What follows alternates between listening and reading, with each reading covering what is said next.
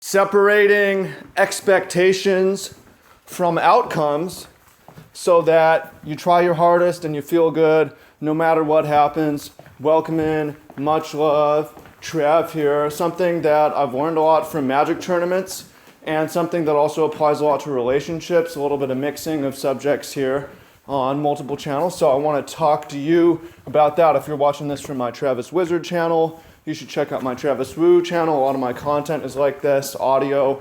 Throw it on when you're driving to work or you're going for your walk in the morning or whatever.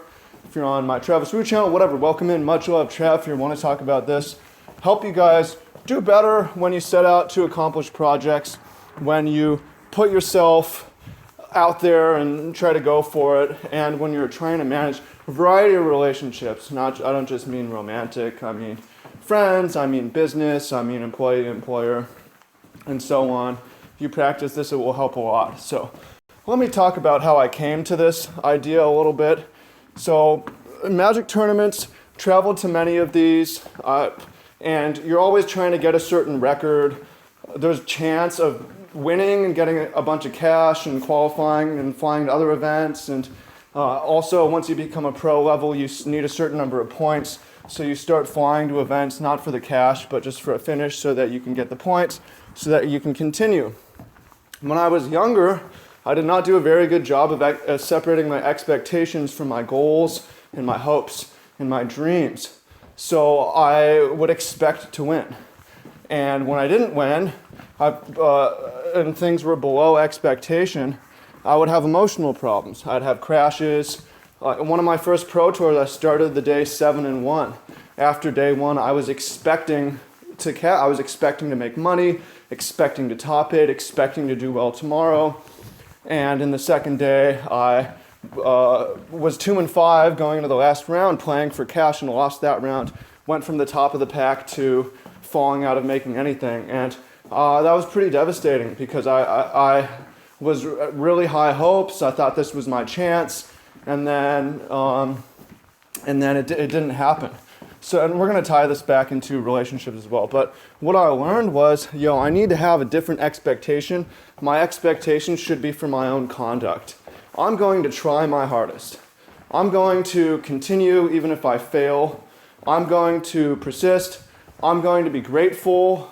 I'm going to treat my opponents with respect along the way, right? Those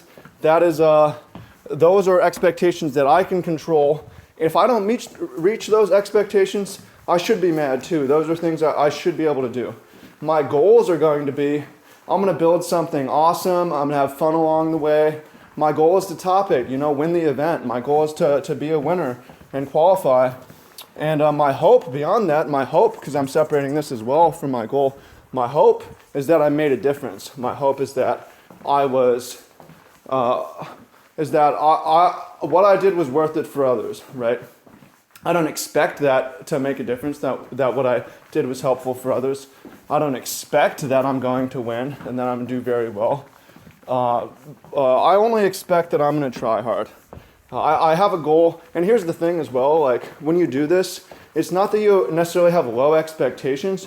Oh, you do. I think it's good to set low expectations, and one of the ways I practice this in Magic tournaments, I usually try to schedule something fun I can do on the last day of competition or the second day. If I scrub out, I'm going to go on a hike. It's a new place. I'm going to go explore with someone else who lost out. I'm going to go meet up with an old friend who's in the area. So I'm setting low expectations and I'm setting myself an emotional backup plan, something else I can do. However, it's possible to have low expectations and a very, very high possibility of what can happen. Right? My goals are very high. I want to be the best. I want to perform. I want to help build something awesome, right? My hopes, I want to make a huge difference. I want to make an impact. I want to leave a legacy behind me, right? But the key is separating. So you have very high possibility of what's possible, but very low expectation of what will happen to you from the outside. You can have high expectations of your own conduct. Expectations for conduct, goals for outcome, hopes for impact, okay? So once I learned that from Magic, started to bleed over into my relationships, right? So back before I learned this, there's expectations of what I'm going to get, expectations of how I'm going to be treated, expectations of what this will lead to, right? And that's not necessarily healthy because, for one, people are doing their own thing, and you don't always get what you want, and then I'm going to be mad about it. That's not a very good strategy. That doesn't make you very pleasant to be around or be in a relationship with, right? However, applying the magic stuff back to this, right? Separating my expectations in my relationships is that I'm going to try my hardest. I'm going to be grateful for everything.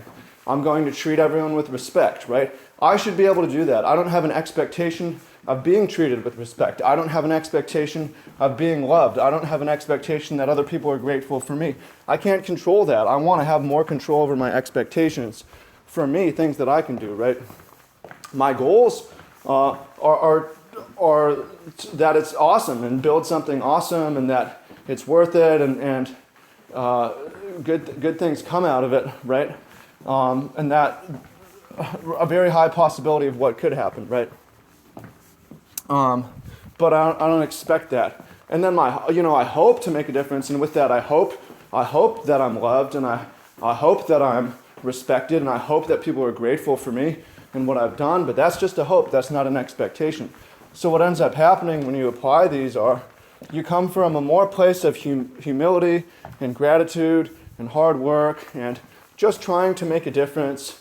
And it's not a big deal when you fail. You just pick yourself up again. It's not a big deal when you don't get what you want because you didn't expect it anyways. You just keep going. But since you have a high goal possibility and you work towards it, sometimes you're just blown away by what happens, what you accomplish, what comes together, what's possible, what gets done. Because you saw it was possible and you aimed for it. Didn't expect it, but saw it was possible and aimed for it. And then, sometimes as well, you get this external validation of making a difference and people being grateful for you and people loving you and thanking you and this. But again, if you don't get that, I didn't expect it anyway. I hoped for it, but at the end of the day, I have myself. I hold myself to high standards of conduct.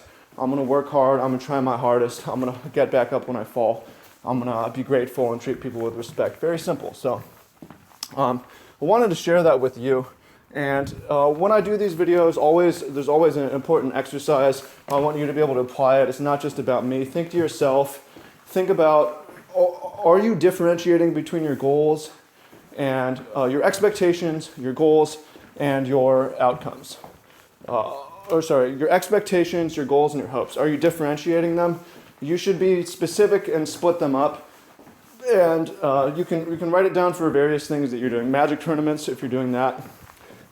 You can do that for your work, do it for your relationships. And just be clear. Try to make your expectations more about your own conduct, things that you can control. What do you expect from yourself? What standards do you hold from yourself? Try to make your goals about things that can be built and be done and accomplished individually or with others. What do you want? What do you want? Projects do you want completed? What dreams do you want fulfilled? What goals do you want to achieve, right? What outcomes do you want to happen? And if you don't aim high with outcomes, it's a lot harder to get there, right? And then you have your hopes. How do you want to be treated by other people? How do you want to be remembered? How do you want to be seen? What difference do you want to make? What impact do you want to make? What legacy do you want to leave? What do you want people to say at your funeral?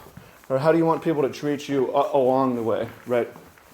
And be specific and separate them. Put them on different pieces of paper. So, hope you find that useful. You can share in the comments down below what you think. Appreciate you.